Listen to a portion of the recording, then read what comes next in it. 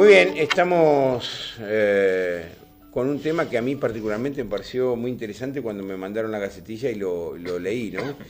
¿Por qué? Porque no es habitual hablar de matemática y juego y lúdico, y lo lúdico relacionado con lo matemático.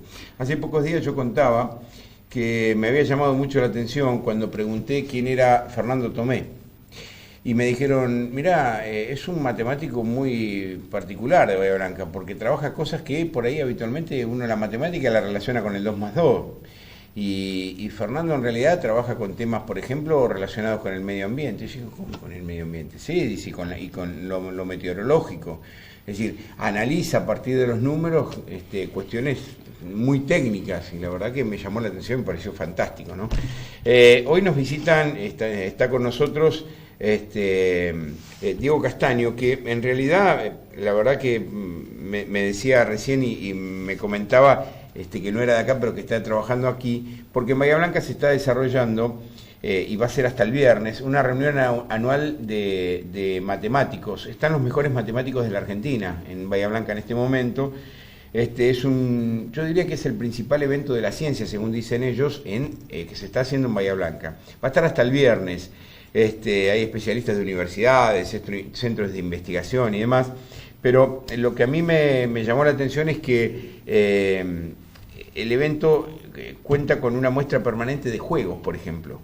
Y esto la verdad que me pareció interesante. Diego, gracias por venir, buenas noches. Bueno, gracias por invitarnos. Sí, la verdad, como decís, el Congreso comenzó el martes, es la reunión anual de la Unión Matemática Argentina, que es una organización sin fines de lucro que nuclea a todos los matemáticos de Argentina. Y esta reunión se hace todos los años, normalmente para la Semana del Estudiante, para esta semana. Ajá. Y la sede va rotando de lugar. En este caso, hace 10 años se hizo acá, y se vuelve a hacer este año. Justo coincide con los 80 años de la Unión Matemática Argentina y con los 60 años de nuestra Universidad Nacional del Sur. Ah, claro. Así que en el marco de esos aniversarios se realizó la reunión aquí, y cada vez más estamos, si bien el Congreso originalmente es un congreso técnico de matemática, al que acuden, como decías, investigadores de todo el país, y se presentan las investigaciones más nuevas, tanto en lo que es matemática disciplinar, matemática científica, digamos, y educación matemática. Paralelamente se hacen conferencias y charlas específicas sobre las dos disciplinas, pero cada vez más estamos agregando más actividades para público en general. En este caso, el martes tuvimos la presencia de un divulgador de la matemática español, Adolfo Quirós Gracián, que dio una conferencia de divulgación en el aula magna de la universidad, y durante los días de mañana y pasado va a estar el Festival de Matemática, que era lo que contaba sobre juegos y una manera lúdica de acercarse a la matemática, porque hay muchos juegos. La matemática tiene que ver con pensar, y con pensar racionalmente, y pensar por qué suceden las cosas, encontrar patrones. No tiene específicamente que ver con números. Los números se prestan mucho a eso, pero no es específicamente el objeto de estudio. Ah, qué interesante lo que decís. Digamos, uno imagina la matemática en función de los números. Claro, porque ¿no? es como la gran parte de la matemática se dedica a cosas que tienen que ver con números. Pero no toda la matemática. Estoy diciendo esto, no toda la matemática. Por ejemplo, la geometría. La geometría no necesita de números y sin embargo es matemática. Justamente la conferencia de Adolfo Quirós Gracián del martes era sobre sudokus, que no tienen que ver con números. Explicaba justamente que los sudokus no tienen nada que ver con números. Tiene que ver con la posibilidad de un raciocinio, ¿no? A partir de números podrían ser letras, podrían ser... Exactamente, pero es matemática. Colorear un mapa, la cantidad de colores que uno necesita para colorear un mapa es matemática. Y bueno, y en el Festival de Matemática, sí, que justamente vamos a hacer durante los días de mañana y pasado, jueves y viernes del Congreso, siguen paralelamente todas las actividades de conferencias, comunicaciones, cursos. Hay montones de actividades en paralelo, pero en el aula 7 del complejo rojo de Paligüe, va a haber un festival de matemática con juegos para invitar a la gente a pensar a través de esos juegos. Juegos como este tipo, como el sudoku. Claro, exactamente. Hay muchos que la gente no conoce y que se puede acercar a conocer. Específicamente el horario que más va a estar abierto al público va a ser de 16:50 a 18:20. Y ahí la gente se puede acercar a jugar con las cosas, va a haber gente explicándoles. Está con nosotros también Mariana Oreda. Gracias por venir, Mariana. Gracias. ¿De dónde sos? ¿De Bahía? Sí, de Bahía. Mariana, a ver, ¿cuánto sabemos de lo que es la matemática los que no estamos relacionados con la matemática? Digo, ¿qué es lo primero que te preguntan cuando tu familia o tus amigos, y vos le tenés que explicar, no, pará, eso, ¿no? Porque uno lo imagina únicamente relacionado con lo que le decía a Diego, con los números. Sí. Como que yo cada vez me voy dando cuenta que estamos rodeados todo el tiempo de matemáticas. Justamente hoy le contaba a mi papá que en uno de los cursos a los que estoy yendo, siempre con mi papá se nos presenta una situación y mi papá la resuelve de una forma y me llamó mucho la atención porque le digo, papá, lo que vos aplicás es matemática, como que no lo podía creer que una cosa que para mí era tan cotidiana era matemática. O sea que está relacionado mucho con esto. Y en este sentido, cuando ustedes escuchan la conferencia o conferencias de este tipo, o por ejemplo en estos trabajos que se están realizando, ¿qué te llama la atención? Me llama la atención eso, la cercanía de lo cotidiano con sí, la matemática. Sí, hoy, también estuve en uno de los cursos que hablaba mucho de la toma de decisiones y cómo nosotros podemos, digamos, encasillar tal vez en un pensamiento, y ese tipo de pensamiento tal vez es un poco matemático. Y bueno, como también yo voy viendo que... ¿Por probabilidades decís esto o por cuando sí, hablas sí, sobre todo con eso. O formas de cómo encarar una situación de la vida cotidiana. No sé, me pasa que por ahí yo pienso de determinada manera. No sé, bueno, si pasa esto, después puede pasar lo otro. O si pasa una cosa, después pasa otra. Como ya en mi estructura de pensamiento ya estoy media matematizada, por decirlo. No entiendo. Cuando a mí me llamó la atención esto la verdad que era llamativo, del tema de los juegos, y mencionaban que iba a haber imágenes que también iban a dar cuenta del tema de la matemática dentro de este congreso, ¿no? Yo leía eso en la gacetilla que nos enviaron, que las imágenes también iban a proporcionar la idea de la matemática. ¿Esto es así? Sí, hay muchos de los juegos que son visuales y uno tiene que jugar con figuras geométricas. Hay muchas imágenes los mandalas, que muestran los mandalas. Los mandalas claro. También, porque ¿cómo relacionado con la matemática? Por la cantidad de sí, o de por lugares, que son formas geométricas por ahí. Vamos a tratar de explicar eso, vamos a explicarlo claro, para... No sé, por ejemplo, vos ves un mandala y te das cuenta que ciertos patrones se van repitiendo o que están como perfectamente distribuidos en el papel, también responde a algún tipo de patrón. Eso. Es decir, cuando hablamos de matemática no hablamos solamente de números. Exactamente. Hablamos de figuras geométricas, como por ejemplo, vos. figuras geométricas, simetrías, observar las simetrías en un mandala, por ejemplo, y si uno lo quiere dibujar, uno se tiene que empezar a preguntar, bueno, ¿cómo lo voy dividiendo? ¿Cómo lo tengo que dividir? Sí, claro. Y ahí, bueno, entran un poco también los números, en ángulos de qué grados de cuántos grados tengo que dividirlo, si quiero que me quede repetido tantas veces. Hay montones de cosas. A partir de una imagen uno puede, si uno reconoce patrones, esa es una de las maneras de definir la matemática, es decir, es una manera de buscar patrones. Claro. Y en los números hay montones, por supuesto, pero no solamente en los números. Y vincular, ambos le pregunto, ¿no? Cada uno tome la palabra ustedes, pero ¿qué otra ciencia por ahí se puede vincular en forma directa a la matemática que habitualmente? Yo lo decía hoy, por ejemplo, con lo que me dicen a mí, con la meteorología. Por ejemplo, la meteorología es muy relacionada con la matemática, que yo no lo sabía, digamos, en esos términos, ¿no?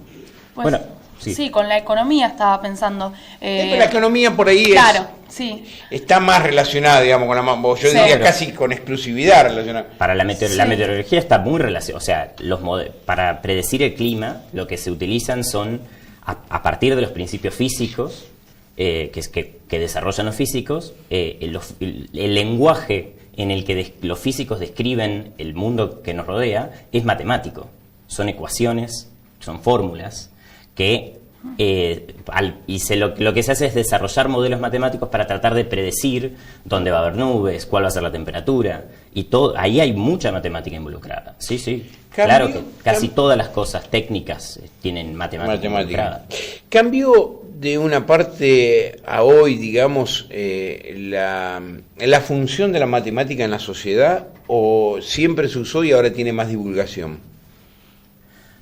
Yo creo que, no, por supuesto que, sí, por supuesto que siempre se usó. Además, cualquier cosa que nos rodea está llena de matemática. Sí. Usamos celulares que hacen de todo, y eso es gracias a un montón de... montones de matemáticos, no solamente matemáticos, por supuesto, pero físicos, ingenieros, pero que muchos matemáticos que colaboraron en el trayecto, y estamos rodeados. Lo que pasa es que no sabemos toda la historia que tiene los desarrollos científicos que fueron necesarios para llegar a lo que tenemos hoy.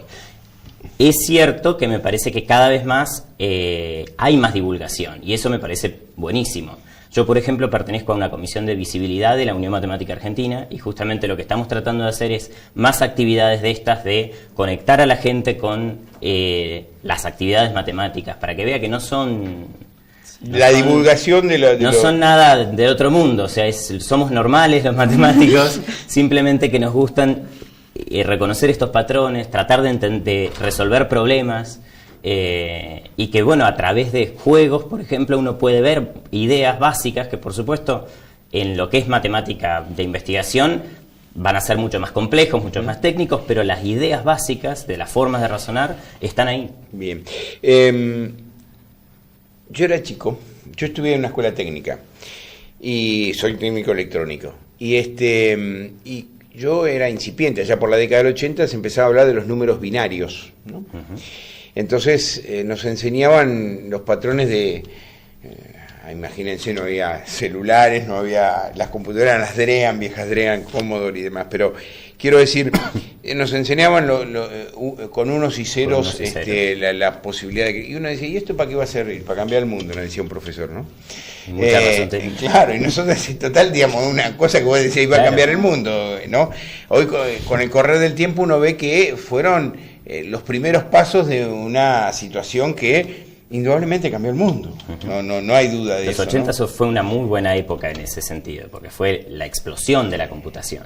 Pero nosotros hablamos siempre del procesador 555, era, ¿no? Que era una cosa que vos decías, una cosita chiquita que vos decís, pues nosotros veíamos los transistores grandes, los condensadores grandes, y cuando vos empezaste a ver que había otra, ¿y cómo es esto? Y bueno, funciona con unos y ceros. ¿Cómo funciona con unos y ceros? ¿No? Digamos, esto que yo estoy diciendo, porque la gente no sé cómo explicarlo, pero digamos, no soy un especialista en el tema, pero quiero decir, eso es parte o el nacimiento de lo que hoy podemos tener en esta computadora, este teléfono. Sí, y de hecho, en el caso de la historia de la computación tiene una particularidad interesante, que los desarrollos teóricos para construir una computadora fueron previos a la posibilidad de hacer la computadora. O sea, se considera el padre de la computación, se considera Alan Turing, a un inglés, que concibió la idea de una computadora antes de que se pudiera construir. Matemáticamente lo construyó. Bueno, o sea, era una idea matemática. Sin embargo, después se pudo llevar a la técnica, lo pudo llevar a Es que no era ni más ni menos que un producto que después era como un programa que vos hacías. Nosotros le llamábamos los diagramas de flujo, y ahí generábamos, y esto acá, y qué pasa acá, y demás, digamos, que tenía que ver con lo que decía Turing. Pero a ver, les pregunto a ustedes, yo veo a los chicos, y a mí, yo tengo un hijo joven que va a la escuela, entonces yo le digo, no, la calculadora no, y me quedo con esa impresión que me decía mi maestra del primario, que uno tiene que tratar de aprender primero de acá y después si quieres usar la computadora, pero primero aprendelo. ¿Hoy se sigue la misma teoría o ya esto, como cualquiera tiene una calculadora en cualquier lado, ya no interesa si lo sabes hacer en la práctica o no?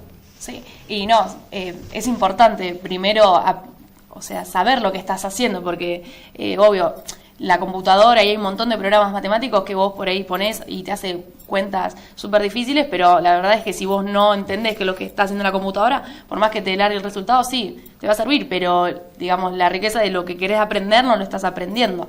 Sí, es verdad que ahora están en la escuela, sobre todo, mucho más mecanizados. Los chicos usan la calculadora todo el tiempo, que llega un punto que está bien porque es útil, es una herramienta, y la gente en el mundo usa la calculadora, o sea, no anda haciendo cuentas enormes mentalmente. En ese caso me parece que lo más importante no es focalizarse en el algoritmo, quizá en el mecanismo de resolución, sino en el significado, hacer más hincapié en el significado del resultado. ¿Qué es lo que estoy calculando? ¿Para qué lo hice? ¿Por qué apliqué? ¿Por qué hice esta cuenta en la calculadora? Claro. Por ahí tenemos muchas herramientas para simplificarnos esas cuentas. ¿Por qué digo eso? Pero claro, lo más importante no es cómo se hace la cuenta en realidad, bueno, sino qué significa el resultado. Y hacer más hincapié en ¿por qué me da esto? ¿Está bien que me dé esto? ¿Tiene sentido lo que me da la calculadora? Te voy a contar un caso de lo que me sucedió con un amigo. No sabía dividir, no se acordaba dividir por 2 cifras en la práctica. Es decir, sí, pero escuchame, tenés 50 años y no te acordás de dividir por 2 cifras. No, pero no sé dividir por 2 cifras. Entonces yo le digo, bueno, está bien, la mitad de 56. 56 ¿y cuánto es la mitad de 56? Es decir, es como que la utilización de este tipo de... No, el cálculo mental, no estoy diciendo que los cálculos mentales o eso no sean importantes. Me parece que son importantes y agilizan la mente, pero quizá, gracias a que está la calculadora, uno después de una primera etapa, uno puede pasar a permitir la calculadora y hacer más hincapié. Nos permite el hecho de la calculadora, cálculos que antes eran tediosos y había que hacer a mano. Por ejemplo, calcular un método para calcular raíces cuadradas. Antes se hacía a mano. Sí, yo me acuerdo. Bueno, yo ya no aprendí, por ejemplo, a calcular raíces cuadradas a mano. Pero uno tiene más tiempo, me parece que ese es el mensaje que uno tiene que transmitir. Utilizar más el tiempo de la enseñanza, quizá para entender qué es lo que estamos haciendo, cuál es el resultado, qué es calcular una raíz cuadrada, qué obtengo como resultado. Después, bueno, ¿cómo se hace la cuenta? Me lo hace la calculadora. Podemos ver cómo se hace. Pero ¿cómo llegaste a hacer esa cuenta? Claro, ¿y por qué tenés que hacer esa cuenta? ¿Por qué tenés que hacer esa cuenta? Esas preguntas son más interesantes, me parece. La verdad que me pareció una charla muy interesante, pero quiero recordarle que ustedes me recuerden que la gente puede participar de esto hasta el día viernes, ¿no? Claro, mañana jueves y el viernes de 16:50 a 18:20 en el aula 7 del edificio rojo de Paligüe. Y créanme que no se van a aburrir con la matemática, porque este es el tema, ¿no? Mostrar la otra cara, la cara que no es el aburrimiento de la matemática. Uno dice matemática, ¡uf! ¡Qué aburrido!, ¿no? Digamos, la primera impresión que le puede causar a muchos. Y tenemos la experiencia desde el Departamento de Matemática de organizar la Semana de la Matemática, que se va a hacer en octubre, a mediados de octubre, inclusive, la organizamos cada 2 años, que son 3 o 4 días llenos de juegos y divertimentos matemáticos, matemagia. ¿Para chicos también esto? ¿Pueden ir chicos, digamos? Bueno, pueden ir. Sí, hay juegos que son para chicos, también hay talleres, esto de los mandalas para aprender a pintarlos, hacemos a veces mandalas en 3D. En la Semana de la Matemática estamos hablando. Eso va a ser dentro de poquito. Bueno, infórmenos de eso, vamos a tratar de difundirlo también. Gracias Diego Castaño, gracias Mariana Oreda por haber venido y ojalá tengan mucha suerte en esto y... Bueno, en un porcentaje importante voy a tratar de estar. Nos vamos, nos encontramos el próximo miércoles aquí. Recuerde, cada mañana en Radio Altos, a partir de las 10 de la mañana con Café por Medio. Chau, hasta entonces.